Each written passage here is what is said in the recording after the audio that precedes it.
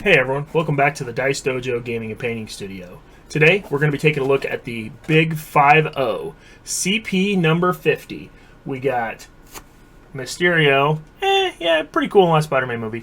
Carnage, upcoming Spawn movie, and also one of my favorite characters from the old video games, and just a great, just bad guy. Like chaotic, evil, just bad dude.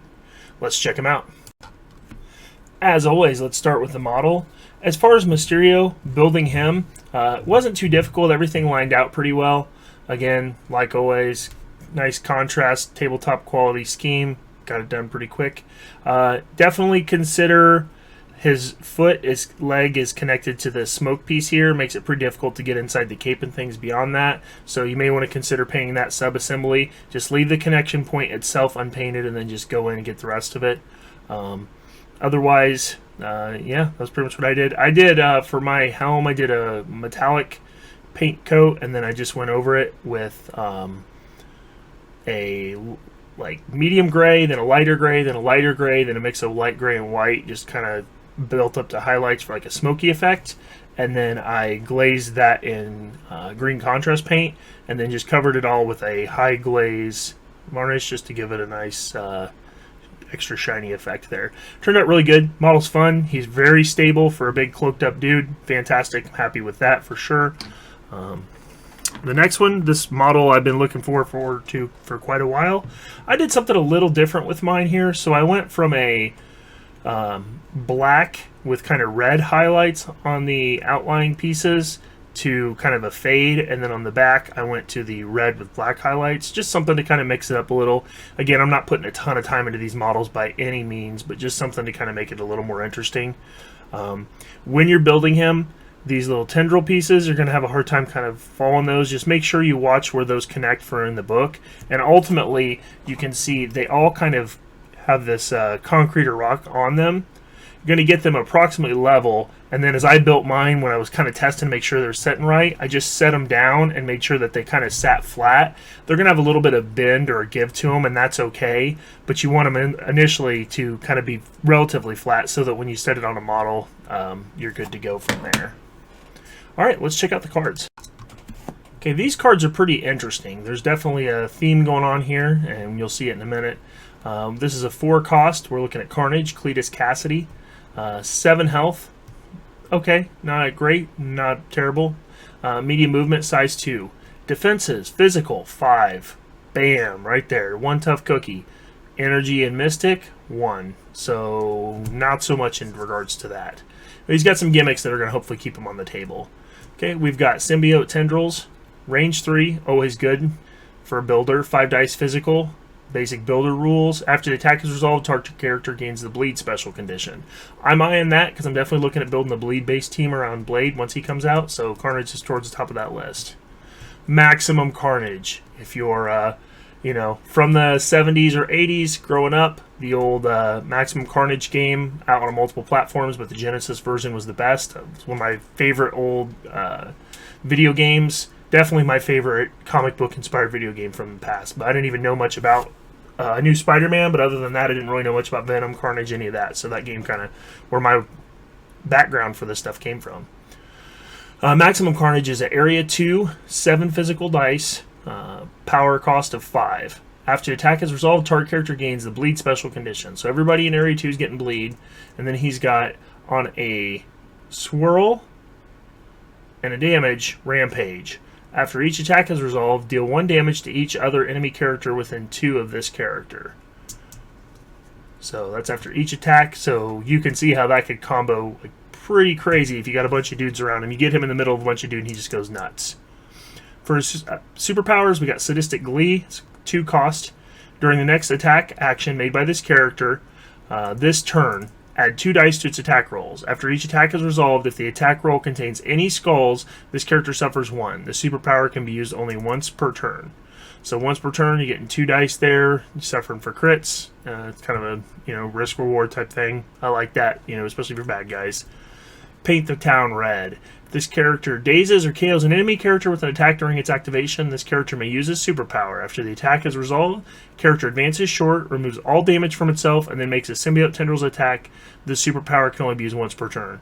So you KO guy, you move, fully heal, and attack. Crazy. So this guy is going to be chain comboing. Just, yeah, super aggro, really rewarding. Arch Nemesis, we've seen this rule before. This is kind of the same thing that the Green Goblin's got against Spider-Man. When attacking Eddie Brock, this character may reroll skull results and may reroll any number of attack dice. At the start of this character's activation, if there's a non-dazed enemy, Eddie Brock, within 3 of this character, first action must be to attack him. So you get buffs to attack him, you can reroll skulls, and you get rerolls, but you have to attack him. So potentially your opponent, you can go after their Venom, but they can kite your Carnage around with them. And lastly, Symbiotic Serial Killer. When this character is attacking, defending characters do not add dice to its defense rolls for crits. So, no crit defenses, that's pretty nice. He does have wall crawlers, so that gives him some mobility. On the back, you're looking at the same profile. Nothing there. What really stands out about this dude, though, the 5 physical, 1 and 1, and you're just going to have to go full aggro because you've got to daze a guy to heal him up. Pretty interesting, I think. Alright, next up, we've got Mysterio. He's in a 3 cost, 6 health, short movement, size 2, 1/1/5. So kind of like Carnage, but on the Mystic side instead of on the physical. He's got a Mystic attack, Hypnotic Gas. This is his builder. Range 3 is always good for a builder. 4 dice, not the best builders. If it deals damage after this attack resolve, he may advance the target character short, so a little bit of mind control kind of thing. 4 dice, that's not very dependable. Curtain Call. Range 2. 6 dice, cost 4. This attack deals damage, and if the character is size 2 or less, after this attack is resolved, it may be thrown short. It doesn't say away, so you can throw it whichever direction you want.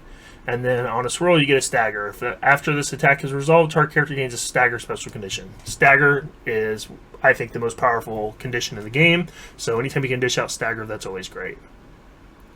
Okay. For his powers, we've got Tricks and Traps. When an enemy character ends a movement within 3 of this character may use this superpower. Roll 4 dice. The enemy suffers 1 damage for each crit and swirl rolled. If the superpower deals at least 1 damage, this character may advance short. So it's kind of like a booby trap type thing, and he gets to advance off of it. Costs 3. This is definitely, I mean, he's another Loki. He's a trickster type dude. That's what he's going to be doing with this. Okay, next we got Master of Illusions. Whenever this character rolls dice, after the effect is resolved, it gains 1 power if it rolled at least 1 blank. Additionally, this character uses Psychic Defense when making a dodge roll. So he gets Psychic Defense of 5 against dodges. So that's pretty cool. Okay. Smoke and Mirrors. When an enemy character targets this character with an attack, this character may use its Psychic Defense regardless of the attack type, unless the attacking character pays 2. So they've got to pay 2 to keep you 4 dice down. So he's going to be a taxer. So he's going to be kind of a power control tax kind of guy. And he still gets his Psychic Defense up there when he's doing dodge rolls, which is pretty awesome. So anytime he gets a blank, he's getting a power. He's going to be taxing power off enemies. So this is definitely kind of a control type piece. Characters within 3 to target him from stealth, basic stealth. Also has flight. So 6 health on the front, 5 health on the back, so a little bit less on the back. Otherwise, his abilities are pretty similar. So kind of the thing in this package is the 1/1/5 or the 5/1/1 defenses. Both of them at an energy, and then both of them either a physical or mystic at a 5. Alright, let's check out the Team Tactics cards. So this one's unaffiliated, the Grand Illusion. Mysterio may spend 4 to play this card until the end of the cleanup phase. When an enemy character makes an attack, defense, or dodge roll while within 3 of Mysterio, it does not add dice to the roll for crits. And Mysterio changes all of its crits results to skulls. So your crits become skulls and they don't explode. So your crits fail and become skulls.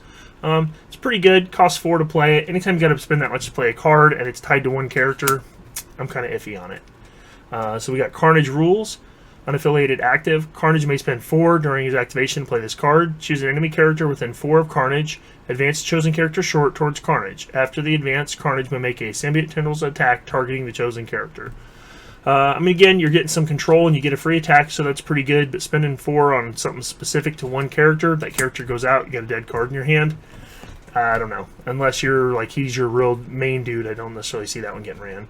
There will be Carnage. Unaffiliated. Carnage may spend any number of power to play this card. Choose one enemy character within 3 of Carnage for each power spent. chosen character gains a root special condition. So this I like because you can spend 1, you could spend 6, you could root their whole team potentially. So that one maybe a little bit more. Root is an awkward and weird power that I always forget what it does because I feel like it should do slow. But in case you're wondering, Root does the power attacks where everything costs more. So it kind of ties in with the Mysterio released in the bundle. So there you have it for CP50, the big 5-0 for Marvel Crisis Protocol, Carnage and Mysterio.